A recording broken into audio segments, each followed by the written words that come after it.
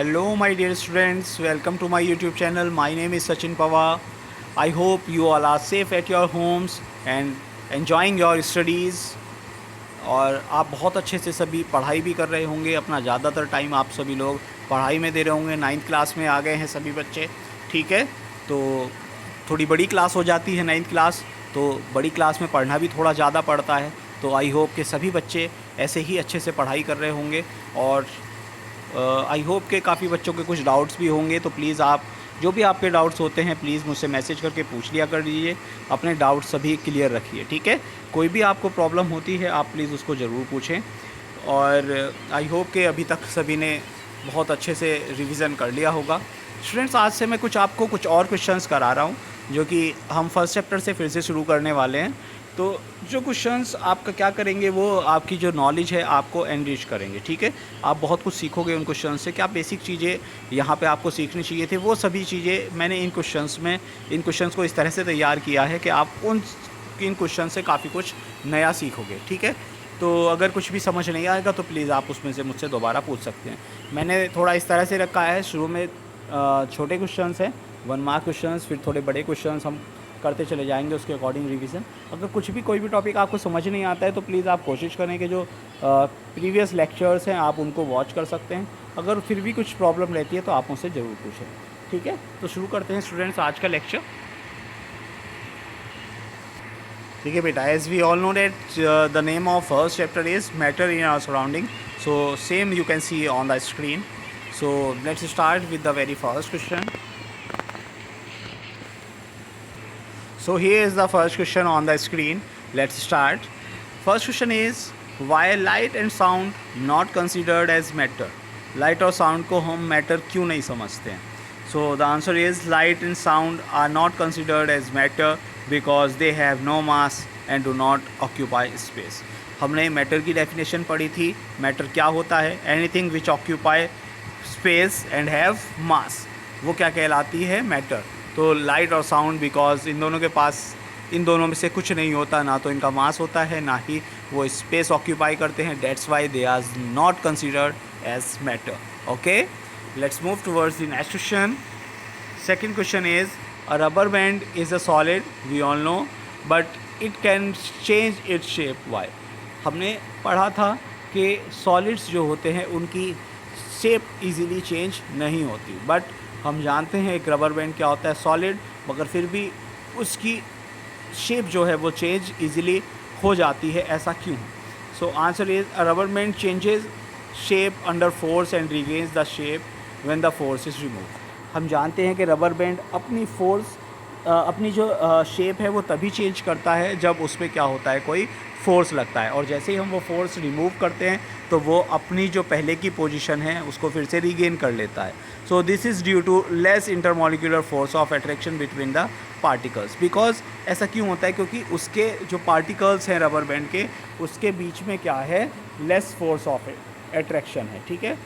Intermolecular force जो है वो काफ़ी वीक होता है, दैट्स वाई ये क्या करता है, अपनी शेप को चेंज कर लेता है, ठीक है। मगर जैसे ही फोर्स हम हटाते हैं तो फिर से क्या हो जाता है, वो अपनी वापस उसी शेप में आ जाता है. Next question is, we can get the smell of perfume sitting several metres away, why? ये क्वेश्चन मैंने पहले भी आपको कराया था, इंपॉर्टेंट क्वेश्चन है इसलिए मैंने दोबारा से रखा हुआ है यहाँ पे ताकि आपका रिवीजन हो जाए. सो हम जानते हैं किसकी वजह से होता है, डिफ्यूज़न की वजह से होता है, ठीक है। तो देखते हैं answer. This is because perfumes diffuse very fast and can reach to people sitting several metres away, क्योंकि परफ्यूम में डिफ्यूज़न बहुत इजीली हो जाता है और दूर तक उसकी स्मेल हमको सूंघ में आती है, ठीक है। Next question is, why salt और sugar is poured into different kinds of vessels, why do they take the shape of vessel as they are solid? ये भी क्वेश्चन मैंने आपको पहले कराया था, मगर इंपॉर्टेंट क्वेश्चन है इसलिए मैंने दोबारा से रखा है ताकि आपका अच्छे से रिवीजन हो सके. कुछ बच्चों को प्रॉब्लम भी थी, काफ़ी बच्चों ने मुझसे ये क्वेश्चन दोबारा से डिस्कस किया था, मैंने उनको समझाया था. सो सॉल्ट और शुगर को हम जानते हैं कि वो क्या होते हैं, सॉलिड होते हैं, ठीक है, बिल्कुल होते हैं.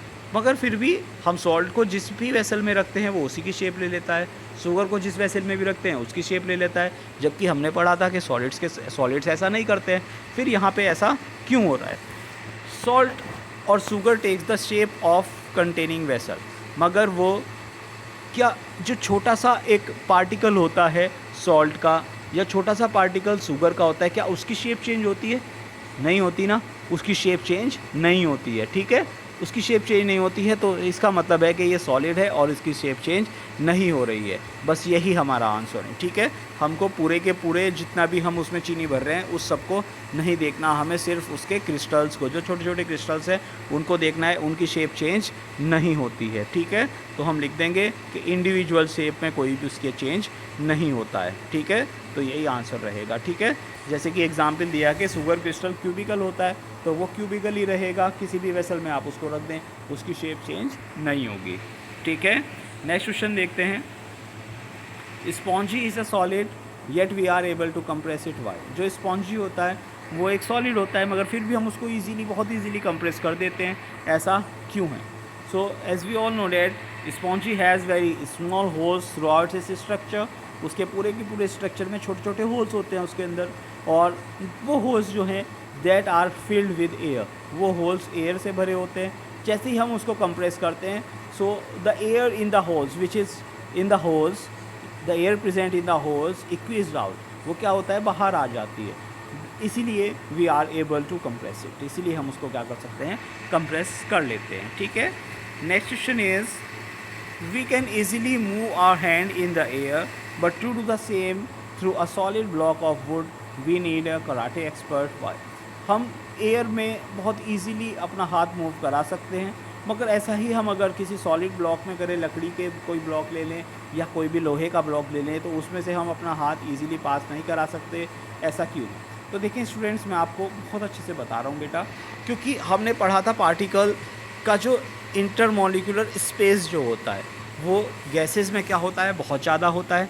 लिक्विड्स में थोड़ा गैस की कंपैरिजन में कम होता है, सॉलिड से ज़्यादा होता है, और सॉलिड में वो सबसे कम होता है, ठीक है।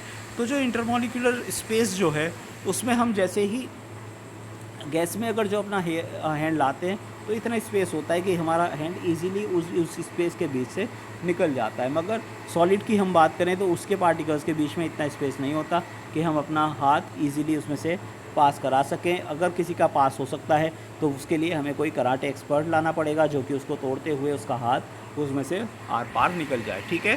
तो ये आंसर है हमारा, यहाँ पे मैंने लिखा भी हुआ है, एक्सप्लेनेशन दिया हुआ है, आप देखें पढ़ सकते हैं। In air the inter particle attractive forces are negligible and hence it is easy to separate the particles in air and we can easily move our hand in air, ठीक है। अट्रैक्टिव फोर्सेस जो होती हैं वो काफ़ी negligible होती है, तो हमारा हैंड क्या है, इजीली उसमें से पास हो जाता है। whereas the interparticle forces are very strong in solids, so it is not easy to separate the particles and it is not easy to move our hand throughout a solid of wood, ठीक है। आप easily समझ सकते हो ये question, अगर कुछ भी प्रॉब्लम है तो आप पूछें। नेक्स्ट क्वेश्चन देखते हैं। Next question is what is plasma. काफ़ी बच्चों को इसमें भी प्रॉब्लम थी। सो आप देखिए, छोटी सी डेफिनेशन मैंने यहाँ पे आपके लिए लिखी है। Plasma is a state of matter consisting of super excited particles of very high energy level. Plasma एक ऐसी मैटर की स्टेट है जिसमें कि क्या होते हैं, सुपर एक्साइटेड पार्टिकल्स होते हैं जिनकी एनर्जी बहुत ज़्यादा हाई होती है, ठीक है। आई होप समझ आया होगा। Next question is express the boiling point of water in Celsius as well as Kelvin scale. हमें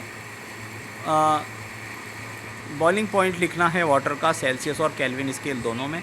सो as we all know that the boiling point of water is 100 degrees Celsius, or when we will change it into Kelvin, so we will add 273 into it and it will become 373 Kelvin, okay। next question is what is diffusion। तो हम सभी जानते हैं intermingling of molecules of one substance with that of other is called diffusion। एक substance का दूसरे substance के साथ मिल जाना और फैल जाना, इसी को हम क्या बोलते हैं, डिफ्यूज़न बोलते हैं, ठीक है। Next question is what happens to the rate of diffusion if temperature increase. Temperature अगर बढ़ाते हैं तो रेट ऑफ डिफ्यूज़न से क्या होता है। मैंने बहुत अच्छा एग्जाम्पल आपको खाने का दिया था, ठीक है। देखें, अगर जो खाना जब गरम गरम बन रहा होता है तो उसकी स्मेल आस पड़ोस तक भी आती है, ठीक है। किसी के घर में कुछ अच्छा बन रहा है तो हमें एकदम से स्मेल आ जाती है, हम बोलते हैं कि किसी के घर में ये बन रहा है, ठीक है। और जब वो ठंडा हो जाता है क्या उसके बाद आती है, नहीं आती ना। तो इसलिए टेम्परेचर बढ़ता है तो रेट ऑफ डिफ्यूज़न भी क्या होता है, बढ़ता है उसके साथ। तो आप सिंपल याद रखें, ठीक है। Next question is define melting point. Melting point define करना है। So the temperature at which a solid melts to become liquid at the atmospheric pressure is called its melting point. वो टेम्परेचर जिस पे कोई भी सॉलिड क्या हो, melt होना शुरू हो जाए लिक्विड फॉर्म में एटमॉस्फेरिक प्रेशर पे, उसको हम क्या बोलते हैं, मेल्टिंग पॉइंट बोलते हैं। आई होप सभी को अच्छे लगे होंगे ये क्वेश्चंस आज के। ऐसे ही हम बहुत जल्दी फर्स्ट, सेकंड और थर्ड तीनों चैप्टर का रिवीजन करेंगे। आज ये कुछ क्वेश्चंस देखे हैं, अभी और कुछ क्वेश्चंस हम फर्स्ट चैप्टर के ही देखेंगे। नेक्स्ट दो या तीन लेक्चर और लगेंगे अभी यहाँ से रिवीजन होने में। आई होप सभी को काफ़ी अच्छे से यहाँ से रिवीजन हो जाएगा, और जो भी आप लोग अभी तक पढ़ के भूले होंगे अगर कुछ, तो वो आप दोबारा से रिकॉल कर लोगे, ठीक है। तो स्टूडेंट्स इसका रिवीजन करें। अगर कोई क्वेश्चन आपको अच्छा लगता है तो आप दोबारा से रिवीजन लिख के अपनी कॉपी में नोट भी कर सकते हैं, ठीक है। So that's all for today. Thank you students.